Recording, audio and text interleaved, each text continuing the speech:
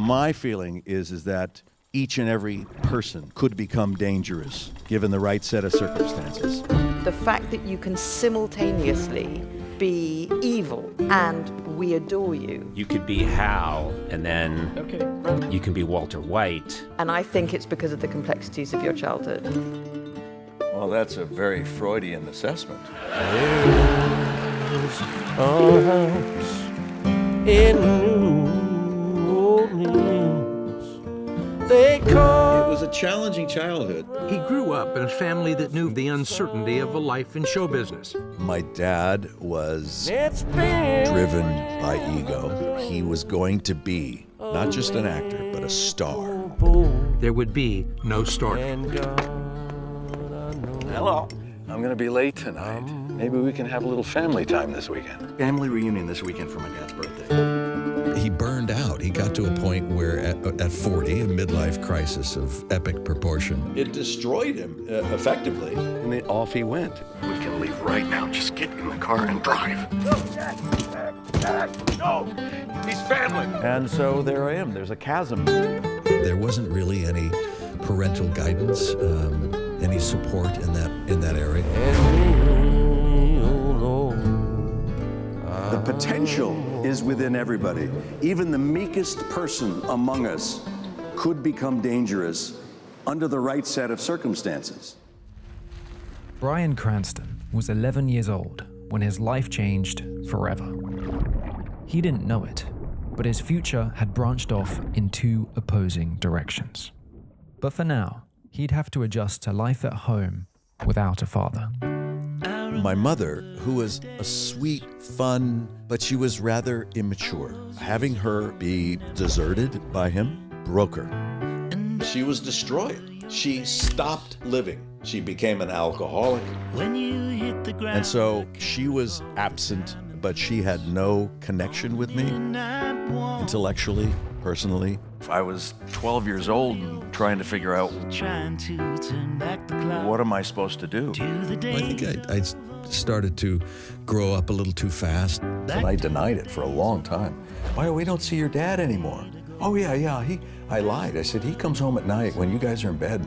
He gets us out and we play. I said it so much I started to believe it myself, you know. Hi, Dad.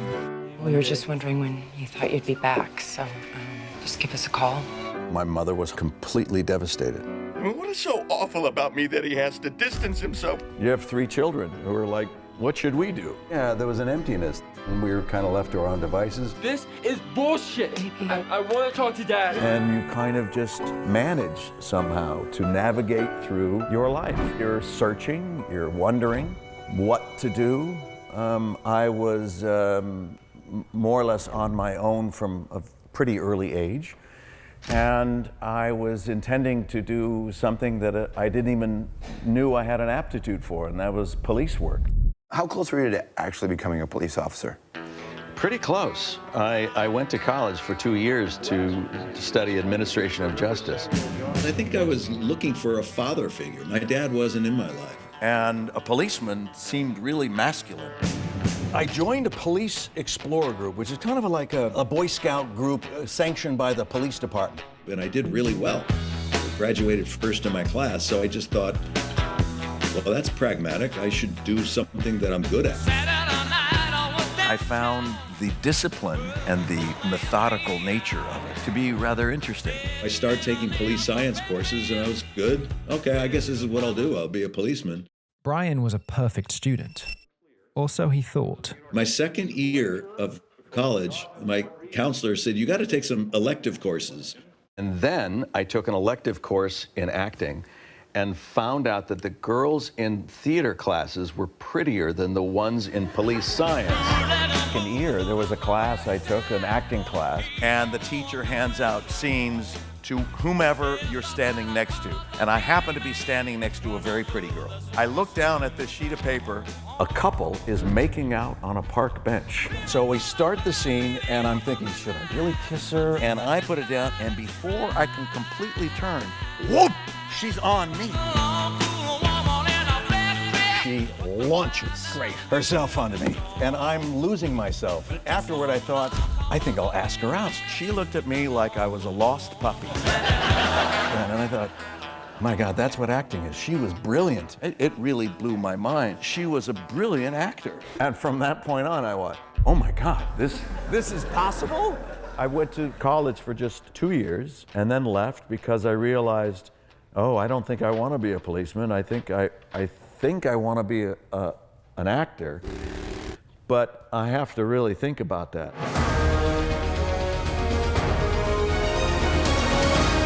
Good evening. Breaking news tonight, the collapse of a notorious criminal empire after years of secrecy and complex operations has crumbled under its own weight. Authorities report that the downfall was driven by excessive layers, confusion, and indecision at every level of the organization. An empire that grew too complicated for its own good. Experts are questioning the convoluted business path, noting the criminals' use of a long, complex URL as yet another symptom of overcomplication. Sources suggest a simple .store domain might have put them on a different path. Well, it keeps it clear and direct. A simple .store domain tells the world where you're selling and puts your brand first. I mean, the whole goal is to build trust and transparency, not like those guys. Why anyone would go any other way is beyond me. Authorities point to creators with legitimate, successful brands that have thrived with the usage of a .store domain. It's unclear at this time when exactly the wheels fell off for this empire's kingpin, but experts wonder if it started here, with a URL that's clunky and unclear, unlike a clean and credible .store. It also just looks cool. It's branded, it's legit, it's all yours. I mean, Dodford.store. How sick is that? This has been Dan McMahon reporting for Dodford Daily. Keep it simple, keep it smart. And if you're a creator building your own empire, remember if it's an online store, use .store. Okay, I don't know what I want to do. Well, I don't know if I want to be a policeman or should I try acting? My dad didn't have success, and I don't know. Yeah, Elizabeth, now this might sound kind of silly, but... There he is? That's your father? That's my dad. That's my mom. That's my mother and my father right there. Wow. Before they were married. She's a pretty She's lady. very pretty. My dad was very ego-driven. My dad was a writer and an actor, and he wasn't a star by the time he was 40, and it just really drove him crazy. Okay, now take it easy and don't lose your temper. And it all stemmed from his need to achieve some plateau of stardom. And I thought, okay, I'm not going to go down that road. It destroyed him. That indecision led to the 2 years of being on a motorcycle. I think people gain a tremendous amount of wisdom when they allow themselves, as I did, to get lost. We look down now to 16-year-olds and say, what are you going to do for the rest of your life? How do they know? I ran away.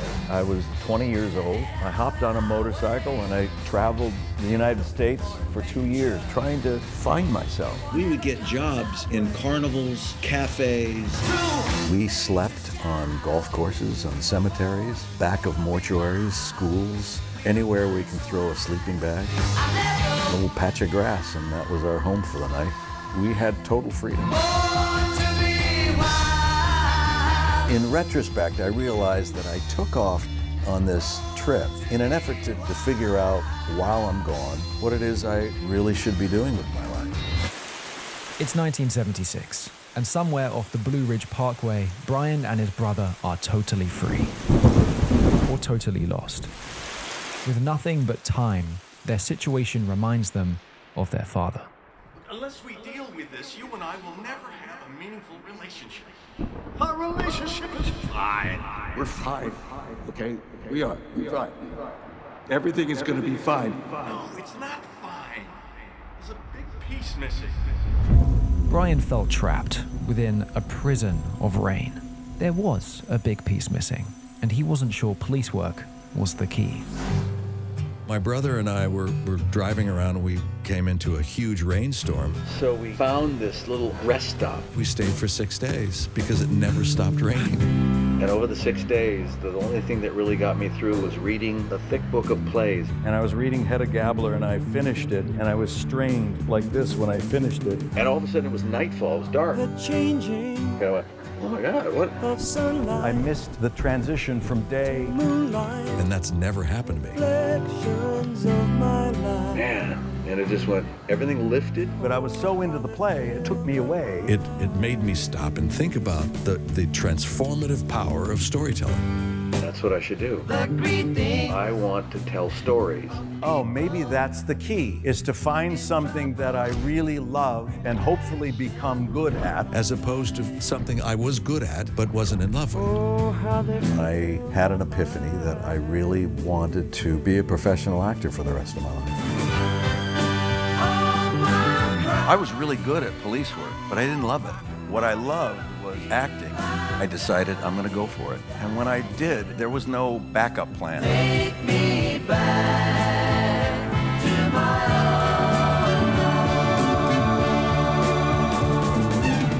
own. Bryan's epiphany found him on the road home to California. He'd follow an ambition not dissimilar to his father's. But would he follow in his footsteps? He went through a period where the career didn't work out and he had an affair with someone else and it split up the family. Not a good guy, right? No, he was a good guy. Was he? He was a... Didn't he abandon you or something? He was a broken guy. Yeah, but he abandoned you. Yes, he did. When did you reconcile? Oh, I got back in touch with him when I was 22 or 23 years old. What was that like? I have to admit I was a little nervous about coming back here after. It was awkward. Yeah. But we were curious. My brother and I were curious about who he was and where he went and what was going on. What was I supposed to see, sir? When you played Walter, you were doing an impression of your father. He was an actor for many years. Why do we need to leave? It's up and down and up and down. I need both of you to trust me. He was going to be not just an actor, but a star. Whatever it takes, that's what I'm going to be. Blew up a marriage. He had affairs. He left the family. We can have a fresh start. Whole new lives.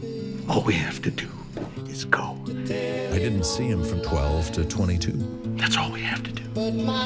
Parents are always teaching you something, and in the best of possibilities, it's what they hope you to become. A good person, an honest person. But in some cases, they also taught me what not to be. You killed Hank. What? No. And I think I witnessed enough in what not to do. No. No, no, no! Because that is a one-way trip to disaster. I tried to save him! There's been a pattern of absenteeism of my family lineage. Dad, wait! There's got to be some way to break this cycle. From 22 years old, I said, I'm in. This is what I'm going to do. I have to work like hell to make a living. And that was my goal. To make my dad let his guard down. My dad was ego-driven and he had to become a star. And that was his goal. Now, what are you doing?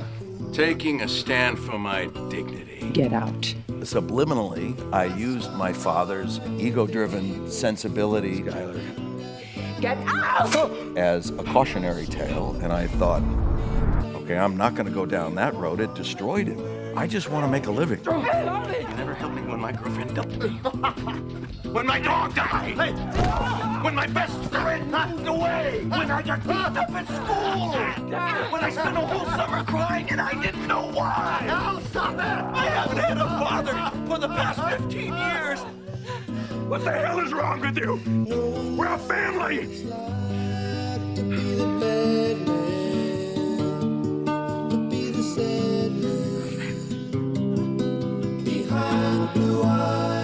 The abandonment by his father created anger and resentment. Okay, that's off my chest.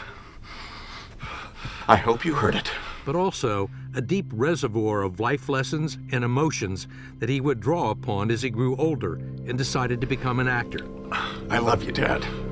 If I can say that, I can honestly say I make a living as an actor, that's my achievement. Whatever happens, however, it goes, it goes. There had been a father-shaped hole in Bryan's life for the past decade.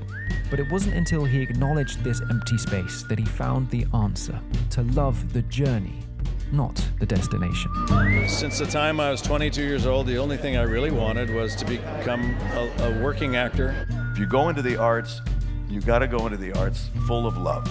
It's your relationship for a lifetime. There's a lot of people in Hollywood, New York, and London who go, I want to be a star. And I would tell them, you're missing it. the love you have for your work. It's no different than a relationship. I'm willing to fight for this relationship when it gets hard. You are most likely destined to fail because you're going after a result of something else. There's no magic potion, there's no shortcut. It's about hard work. There will always be actors who are better than me. And there will always be actors who are not as good as me. What makes the difference? I always felt I could outwork them. Just put my nose down and work. There are very few people I've worked with who are absolute geniuses. It's hard to even imagine someone. The rest of us just have to work hard. I've had a very challenging childhood. I need the police. There was abandonment, there was alcoholism. Mom, he attacked her. He's dangerous.